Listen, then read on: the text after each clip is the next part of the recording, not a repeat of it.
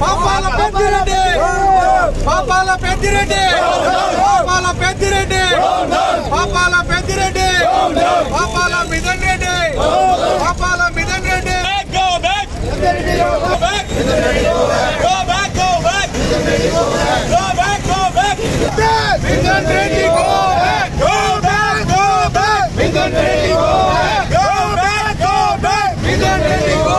అందరికీ నమస్కారం. ఈరోజు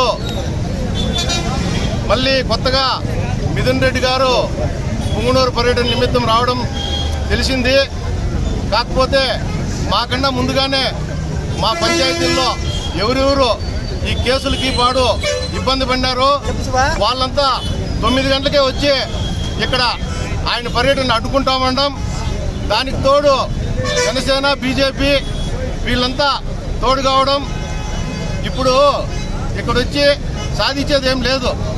దాదాపు 5 సంవత్సరాలు మీరే ఉన్నారు అధికారంలో. అప్పుడు చేయలేంది ఈ రోజు వచ్చి కొత్తగా మీరు చేసేది ఏముండదు.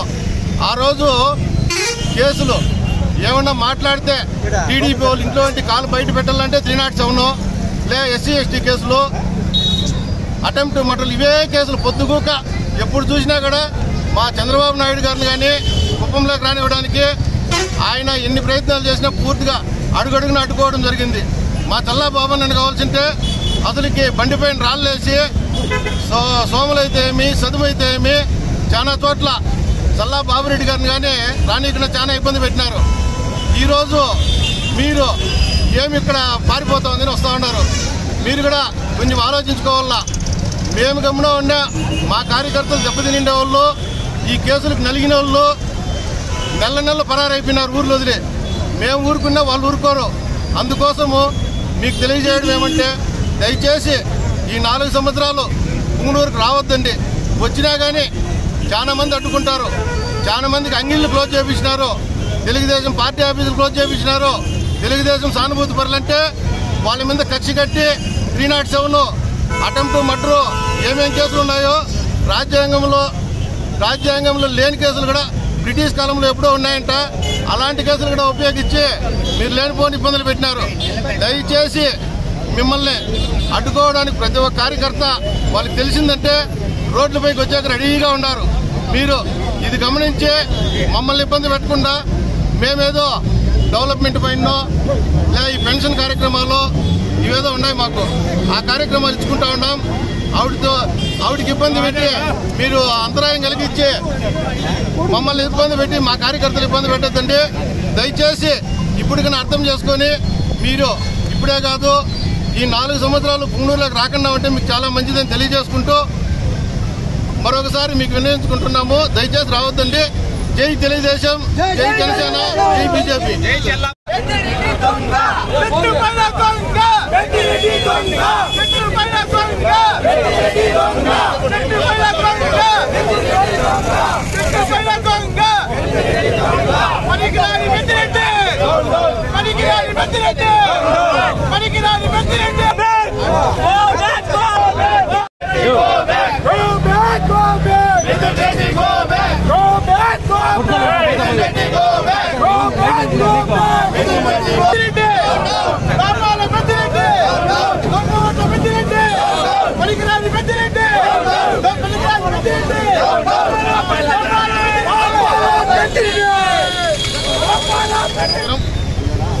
ఈరోజు పుంగనూరు పట్టణానికి ఎంపీ మిథున్ రెడ్డి గారు రావడం అనేది హాస్యాస్పదం.